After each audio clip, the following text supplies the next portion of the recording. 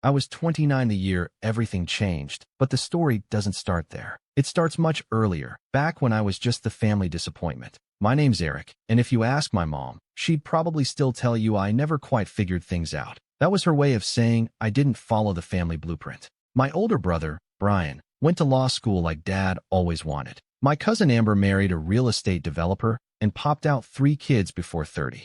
Me? I dropped out of college at 21, moved to a 1-bedroom apartment above a laundromat, and started tinkering with code while delivering food to stay afloat. To them, that was failure. To me, it was freedom. Growing up, I was the quiet one.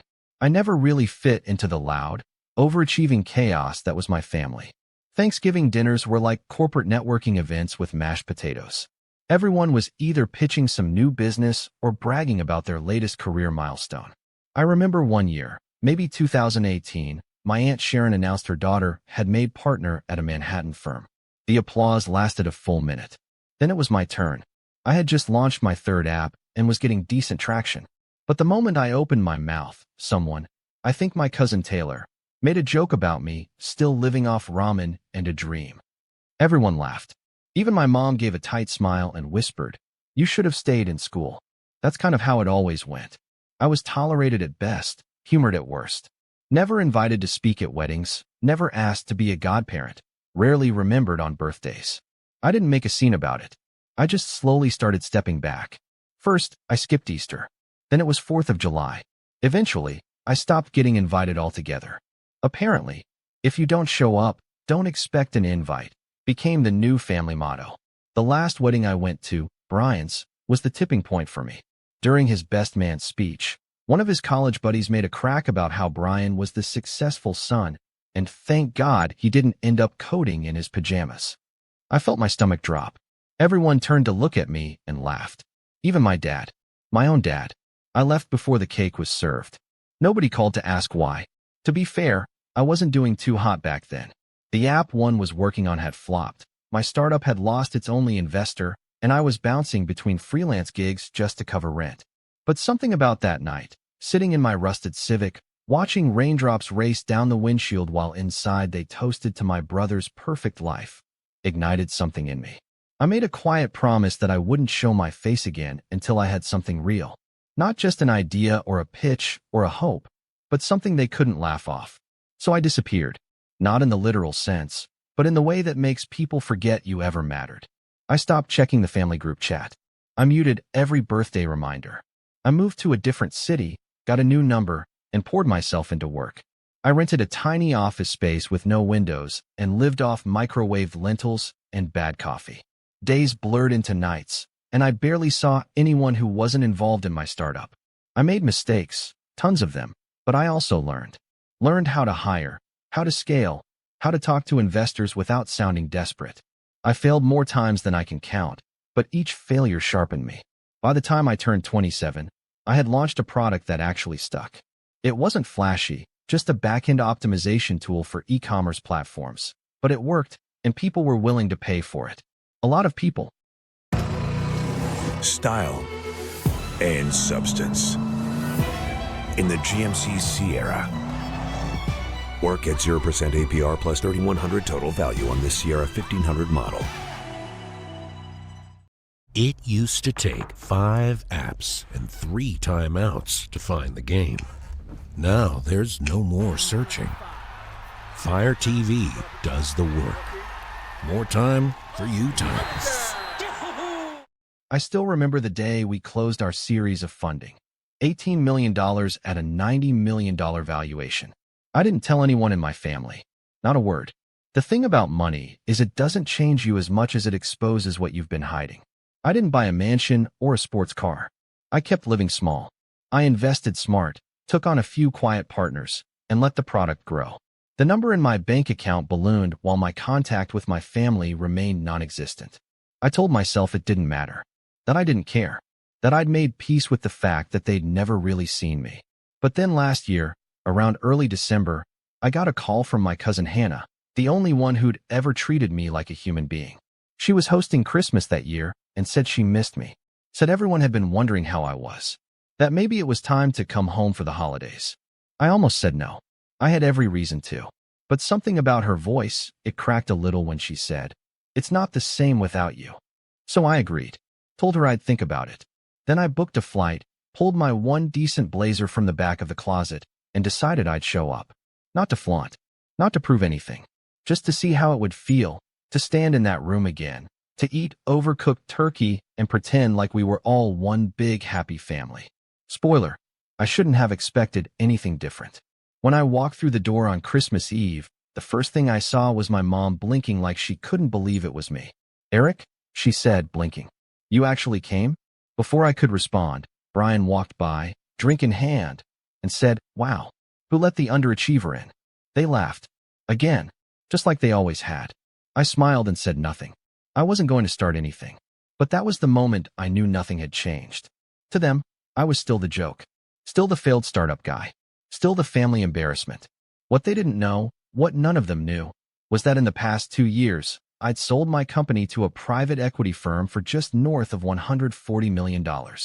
I'd stayed on as a strategic advisor. I had equity in 3 other companies. I had a beach house I never visited and a portfolio that could buy this entire house twice over. But sure, let's keep pretending I'm the disappointment. Dinner was chaos, as always. Kids running around, uncles shouting over each other, the same stories recycled like bad sitcom reruns. I mostly kept quiet, sipped my wine, and nodded at the appropriate moments. Every now and then someone would ask what I'd been up to, but it always came with that same sarcastic tone, like they were bracing for another sob story. I just said, "Working," and left it at that. Then dessert rolled around. We were seated at the big table, the one reserved for adults, and the conversation shifted to real estate. Brian was bragging about the new investment property he'd picked up in Florida. My mom gushed about how proud she was. My uncle asked how I was doing. I said fine. He smirked. Still chasing the dream? I don't know what came over me. Maybe it was the wine. Maybe it was years of holding my tongue. But I just smiled, set down my fork, and said casually, "It's going well. I cashed out earlier this year. Sold the company." My mom blinked. "Oh, that little app thing." "Yeah," I said. "Got a decent deal. Walked away with about $140 million. There was a silence so thick you could cut it with a butter knife. Then my uncle dropped his fork. My mom looked at me, eyes wide. "You're joking." I looked her dead in the eye and said, "I'm not." And that's where everything started to shift. You could feel it, like a storm cloud had rolled in and sucked the oxygen out of the room. The same people who had laughed at me, ignored me, forgotten I existed, suddenly couldn't look away. But that's not the part that gets interesting. What happened next, what they said, what they asked, how quickly they turned. That's where the Real story begins. My mom stared at me like I'd spoken in another language. Her fork hovered in midair, a sliver of cherry pie dangling off the edge. Everyone else had gone completely silent. The clinking of silverware, the background murmur of the kids at the smaller table, the hum of Christmas music from the Bluetooth speaker. It all just stopped. Brian chuckled first. A short, disbelieving laugh, like I'd made some elaborate joke no one else got. "Okay, come on," he said, grinning around the table. "What? Did you win the lottery?" "No lottery," I said, still calm, still measured. "Built something. Sold it." I didn't elaborate. I didn't need to. My uncle, still wide-eyed, leaned in. "Wait, you're serious?" I nodded. And then the questions started. Rapid fire. Chaotic. What kind of company was it again? You sold it for how much? Wait, what do you even do? Did you have partners? Is it in the news? Can we look it up? My mom hadn't said a word yet. Her hand was now trembling slightly as she set her fork down. Then she finally asked, quietly, "And you didn't tell us?" That was rich. I kept my voice even. "You didn't really ask." She flinched a little at that. But then, as if regrouping, she narrowed her eyes and said, This is Camille. Today she's fine-tuning designs using AI. When AI computing runs hot, Shell's immersion fluids cool it down, reducing electricity usage by up to 48%. Shell, powering everybody forward. Everything is going to be.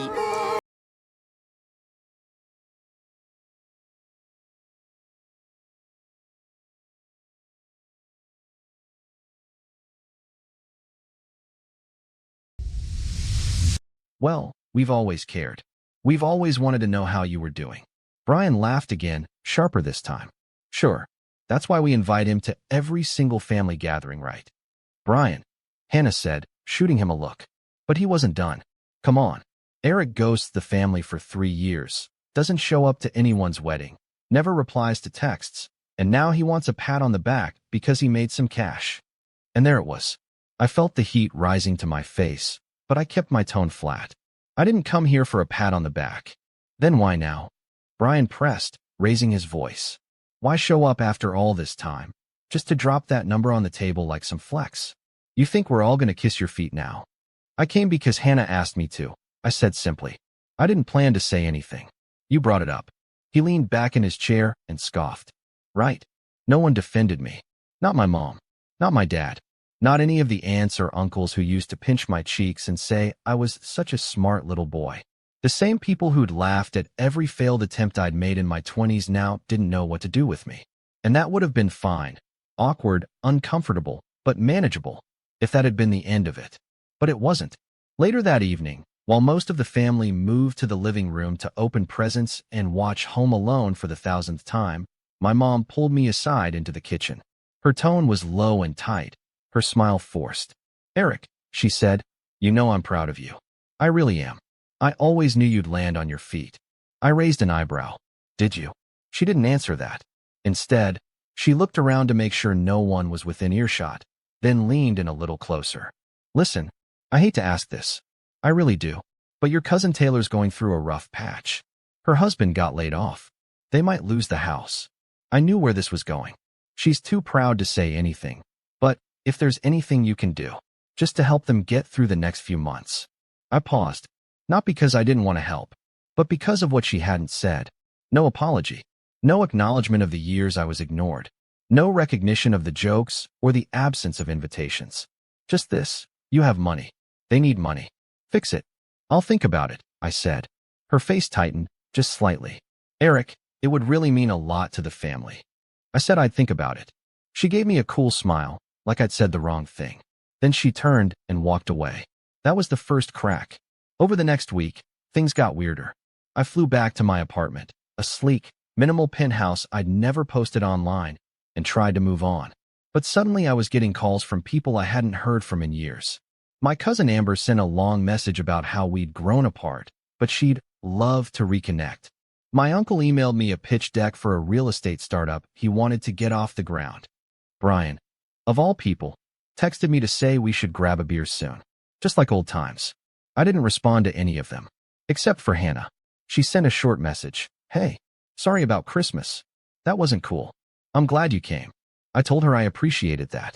A few days later, I got a call from my dad. That was unusual. He rarely reached out. Even growing up, he was more of a presence than a participant.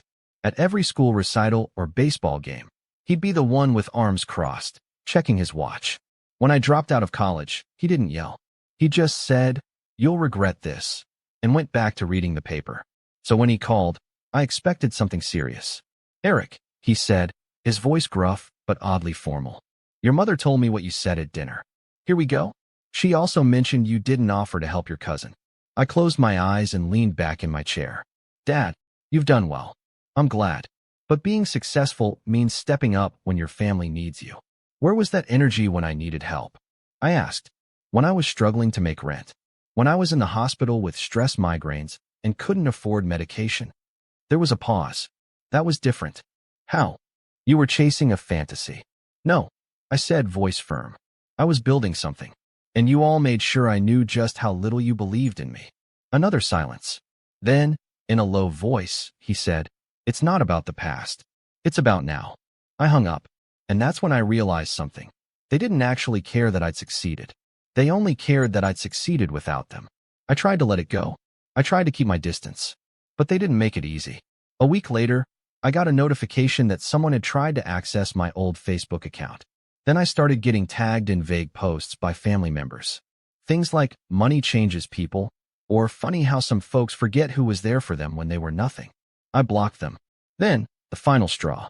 One afternoon, Hannah called me, frantic. She'd just left a brunch with our Aunt Sharon and a few cousins. Apparently, the family was planning something behind my back.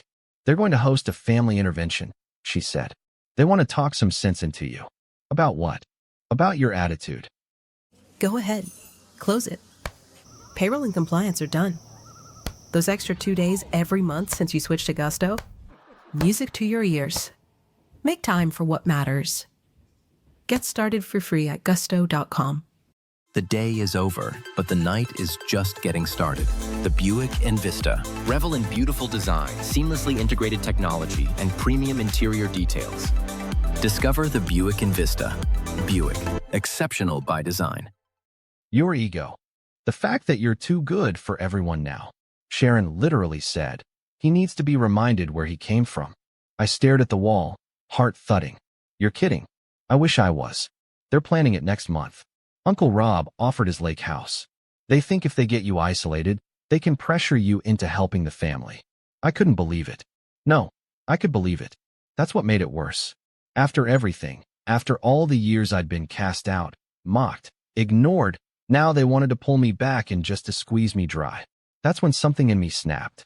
Not in a dramatic way, not with shouting or rage, but in a cold, calculated click of finality. I told Hannah, thanks for the heads up. What are you going to do? I didn't answer right away. I was already planning. Because if they wanted to remind me where I came from, then maybe it was time I reminded them who they had made me become. I didn't sleep much after that call with Hannah. I laid in bed, staring at the ceiling, my chest buzzing with a strange mix of anger and clarity. You'd think that after cashing out at $140 million, the opinions of a few relatives wouldn't matter. But the truth is, family wounds don't heal with money. If anything, wealth makes the scars easier to see. The silence at dinner tables, the eye rolls, the whispered jokes. They weren't memories anymore. They were weights, pulling me down even in the highest moments of my life. The thing that hurt the most? It wasn't the betrayal. It wasn't the greed or the gossip or the fake apologies wrapped in manipulation. It was how quickly they shifted roles the second they thought I was worth something again. No remorse, no reflection, just opportunism. I wasn't a person to them. I was a bank. For the next week, I barely left my place. Not because I was hiding, just because I didn't want to pretend anymore. I canceled a meeting with a potential partner. I turned down a dinner invite from a VC friend. I even left a few emails unanswered. I just needed to sit with everything. Let the fog settle. I kept replaying things in my head. The wedding toast where Brian made me the punchline. The Christmas when I wasn't even invited.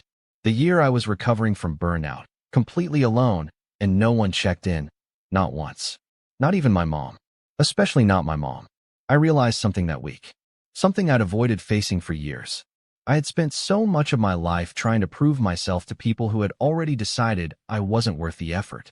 Every new app, every business pitch, every overnight grind session, it was always secretly for them. For their approval. For that moment when they'd finally say, "You made it, Eric. We were wrong." But they didn't want me to make it. Not really. Because me winning meant they had to admit they were wrong. That they had been cruel. That they had treated me like a burden when I was just a kid trying to figure things out.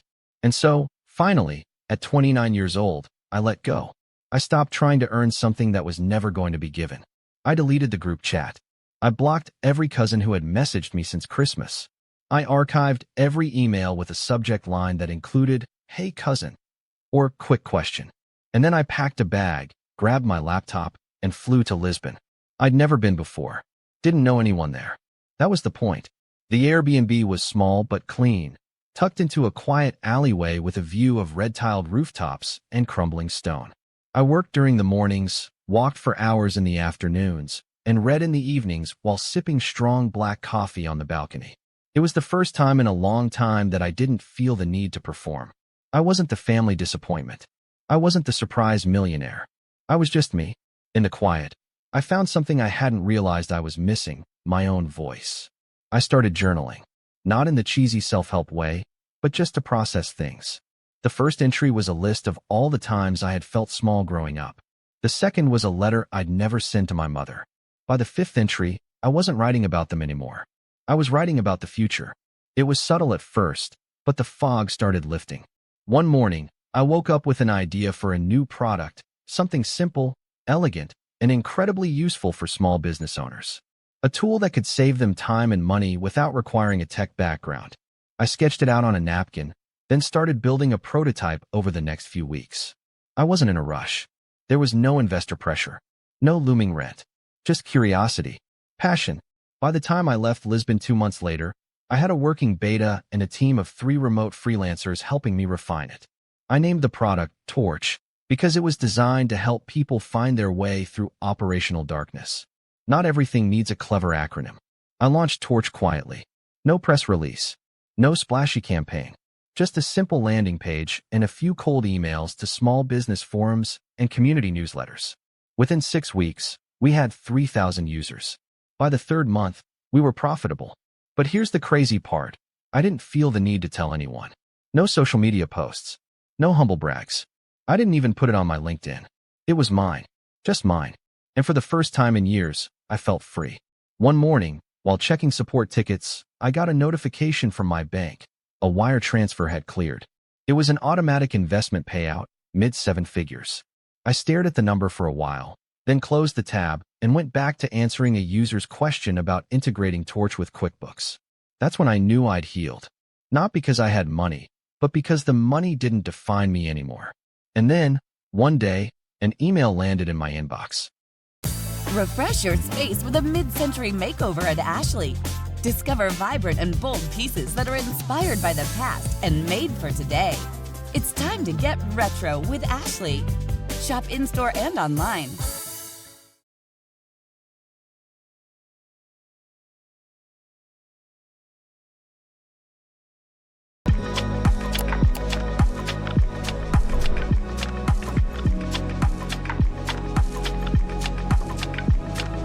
Subject line. Eric, please call me. It was from my mom. I stared at it for a long time. Then I opened it. Eric, I know you don't want to hear from me right now, and I probably deserve that. But things are complicated, and I really need to talk to you. It's about the family. It's important. Please, just call me. Even if it's just once. Mom. There was no "I'm sorry." No mention of anything specific. Just that generic phrase. It's about the family. I didn't call her right away. Instead, I called Hannah. She answered on the first ring. Hey, I said. She sounded surprised. Eric? You okay? I'm fine. Just got an email from Mom. A pause. I was wondering when that would happen. What's going on? Hannah hesitated. I didn't want to be the one to tell you, but Brian's in trouble. Big trouble. I sat down. What kind of trouble? Financial? Legal? Both. He tried to invest in some private crypto fund. Really shady stuff. Used a ton of leveraged loans. It crashed hard. He's bankrupt. Might lose the house. I didn't say anything. And now, Hannah continued. The family's freaking out. Sharon's blaming your parents for letting Brian get too arrogant. Your dad's talking about dipping into their retirement. And, well, they think you're the solution. I closed my eyes. Of course they did. Do they know how bad it is? I asked. They know. But they also know you can fix it. I'm not his bailout plan. I know, she said gently. But they don't. I didn't call my mom back that night. I needed time to think. Because while I had moved on from needing their approval, I hadn't moved on from the pain. And now they were clawing their way back. Not out of love or regret, but out of desperation. That was the moment I realized something deeper. They didn't just want my money. They wanted my silence. They wanted to bury the years of mistreatment under a fresh layer of family loyalty. They wanted to pretend the past didn't happen as long as I could fix the future. And maybe I could, but I wasn't going to do it quietly. Not this time. When I finally replied to my mom's email, I kept it short. Just one sentence. Let's talk in person. I sent it at 11:49 p.m., knowing she'd be awake. Sure enough, she replied within 10 minutes. Of course. We're always here. Maybe dinner this weekend. We. Right. The same we who forgot my birthday 3 years in a row. The we who used my name as a punchline while I scraped together freelance contracts to survive. The we who now saw me as their last hope of plugging the hole in their sinking ship. I booked a flight for Friday and called Hannah. Are you sure? She asked. You're walking into a lion's den. I'm not walking in empty-handed. I didn't tell her everything. Not yet. But I needed someone on the inside, someone I could trust. Hannah was the only person in my family who had ever shown genuine kindness without expecting anything in return. She was quiet like me, always a little on the fringes of the family chaos. A good listener. Smart. Observant. She'd seen the cracks in our family long before I did. When I dropped out of college, she was the one who snuck me a care package with instant coffee, ramen, and a little card that said, "Keep building." I told her to keep her ears open, that I might need her help soon. She didn't ask questions, just said, "Got it." By the time my flight landed, I already had a plan. Not to humiliate them, not to scream or gloat or demand apologies I'd never get. That would be too easy, and frankly, too small. What I wanted was bigger than that. I wanted the truth to come out.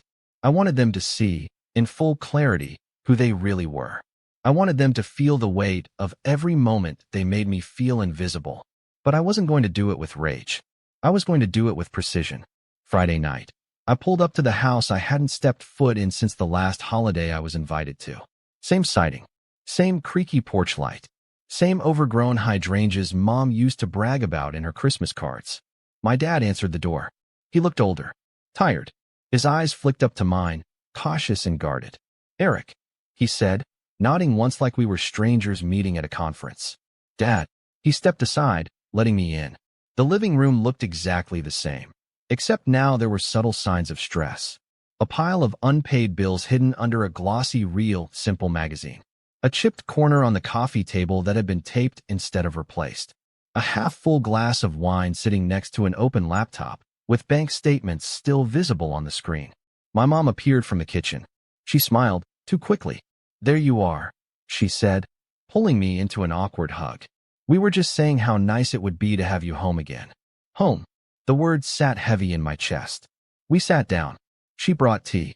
No one said anything for a few minutes. Then my dad cleared his throat. "So, thank you for coming. We weren't sure if you'd respond." I almost didn't. He nodded, like he expected that. My mom gave a soft sigh. "Eric, we know things haven't always been perfect between you and the family." This is Joseph Newgarden. Today, he's driving every lap with Shell Renewable Race Fuel. That was her version of an apology. "But we're hoping we can start fresh," she continued. "There's just been a lot going on lately.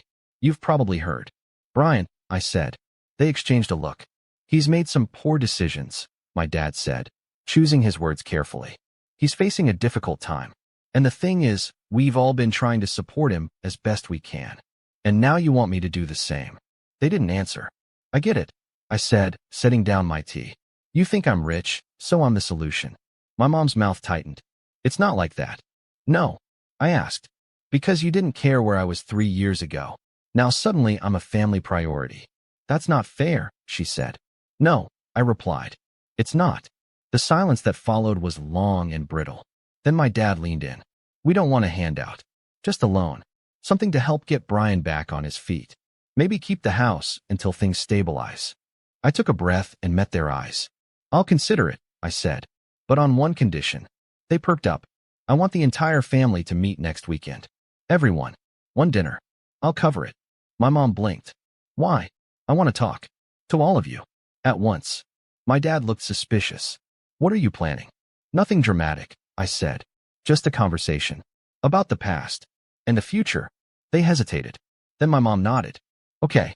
I smiled. "Good. I'll reserve the venue." That night, I checked into a hotel and pulled out my laptop. Operation began. Step 1. I hired a private videographer. Discreet. Professional. Not for anything public, just documentation. I wanted a full recording of what was going to happen. I had a feeling I'd want to watch it again someday. Step 2. I booked a private dining room at a high-end restaurant in the city. Not too flashy. Intimate. Controlled. Step 3. I contacted Hannah. "You're really doing this?" she asked when I told her. "I need your help. 2 things." "Name it." "First, I need you to convince them all to show up. Everyone. Use whatever angle works. Free dinner. A surprise. Family reconciliation. Doesn't matter." She laughed. "I'm on it." "What's the second thing?" "I need a full rundown of every time they've talked about me behind my back. Every joke. Every insult. Especially from Brian, Sharon, and Taylor." There was a pause. "Are you sure you want to dig that up?" "I need it," I said.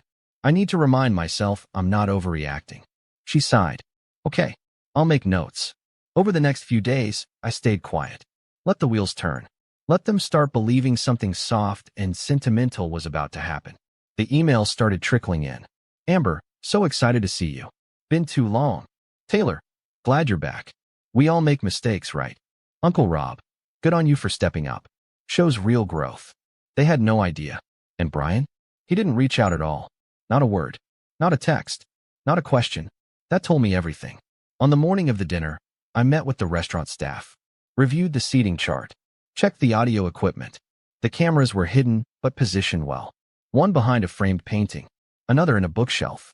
One small mic clipped beneath the centerpiece. I didn't want confrontation. I wanted clarity. I didn't want vengeance. I wanted recognition. By 6:30 p.m., they started arriving. Brian walked in with his usual arrogance, his wife clinging to his arm like a decorative accessory. Sharon followed, eyes scanning the room like she was about to judge a wedding venue. My mom floated around, pretending to play hostess. My dad stood stiffly in the corner, trying to act like he was the one paying for all this. I wore a dark gray suit, tailored, subtle. I didn't want to look like money. I wanted to look like control. At 7:05, everyone was seated. 17 people, all staring at me. "Eric," my mom said, raising her glass. "Would you like to say a few words before dinner?" I smiled. As a matter of fact, yes, I would. I stood, cleared my throat, and looked around the room. "Thanks for coming," I began. "It's been a long time. I appreciate you all being here." Polite smiles. Nods. "I wanted to have this dinner," I continued, "because for years, I thought I was the problem. I thought I was the broken one. The dropout. The failure. The disappointment. No one moved. I missed birthdays. Holidays. I wasn't invited to weddings. And when I was, I became the joke. And I accepted it. I thought, maybe I deserve this. Maybe if I just work harder, succeed more, I'll earn my way back in." Now some of them shifted in their seats. "But that's not how families should work," I said, voice still calm. "Love isn't conditional on success. Respect isn't something you give only when someone becomes useful." Brian rolled his eyes. "And so," I said, looking straight at him, "when I see people in this room now reaching out, asking for favors, calling me after years of silence, it tells me one thing. Life is more legal than you think, and LegalZoom is here to help. Whether it's registering a business..." I paused. "You didn't change your minds about me. You just changed your math." Gasps. A few heads turned. "This isn't revenge," I said. "This is closure. I'm not here to punish anyone. I'm here to say this. I see you. I see who you really are. And I'm done pretending otherwise." I sat down. Silence. The kind that makes your ears ring. And just when it seemed no one would speak, Brian slammed his hand on the table and stood up. "Are you serious right now?" I looked up at him. "You think you're better than us? Because you got lucky?" That's when I saw it. Panic. Not just anger. Not just pride. But fear. Because he realized I wasn't here to save him. Brian's words hung in the air, loud and brittle. "You think you're better than us? Because you got lucky." I didn't flinch. I didn't raise my voice. I just looked him in the eye and said, "No, Brian. I know I'm better than you. Not because I made money, but because I never kicked you while you were down." That silenced him. Completely. For a second, I saw something behind his eyes, some flicker of recognition, or shame, or maybe just fear, but then it disappeared behind the usual smugness. He laughed once, sharp and hollow, then muttered something under his breath and sat down, jaw clenched, eyes burning. My mom tried to smooth it over with a nervous chuckle. "All right. Well, maybe we all got off on the wrong foot tonight. Let's just..." "No," I said, cutting her off. "Calm. Steady. We're not brushing this under the rug. Not this time." The table went quiet again. You could hear the slow drip of water from the wine cooler in the corner. I leaned forward, resting my forearms on the table, and turned to face the room. "You all wanted something from me. Let's not pretend otherwise. My success didn't bring you pride. It brought you discomfort. Because it came without your permission. Without your support." Uncle Rob opened his mouth, but I raised a hand. "Let me finish." He closed it. "Some of you asked for money. Others assumed I'd offer it. None of you apologized.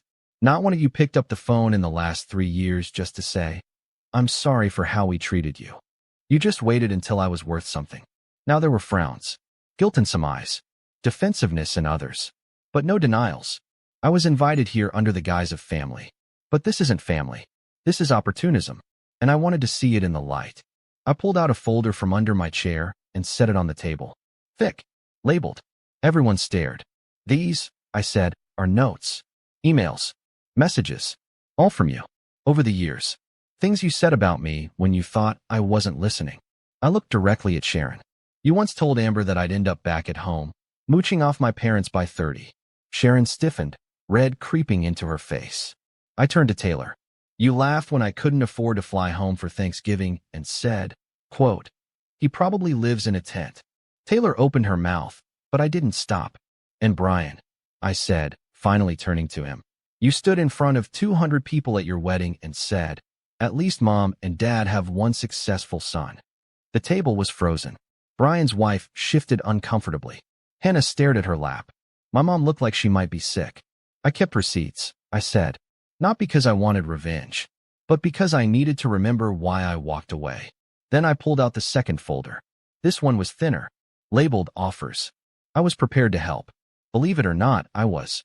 I put together a recovery plan for Brian's debts. I worked out a restructure plan that would have let him keep the house. I even spoke with a financial advisor about setting up a trust for his kids. Brian's head snapped up.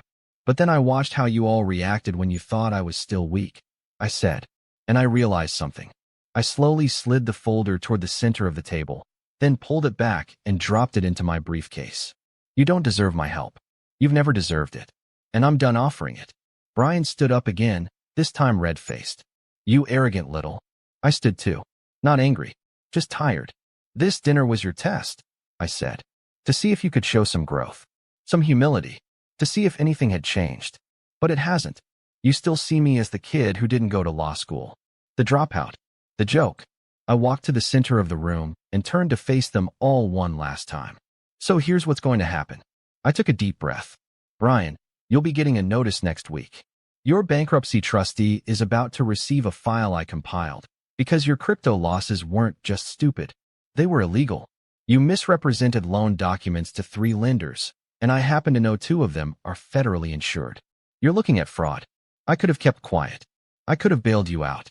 But you burned that bridge when you mocked me at your wedding and tried to ambush me at Christmas. You wanted to see what rock bottom looks like. You're about to find out. Brian's face went pale. His wife looked like she was about to cry. I turned to Sharon. Sharon, that consulting agency you opened last year? You listed me as an informal backer to secure your initial clients.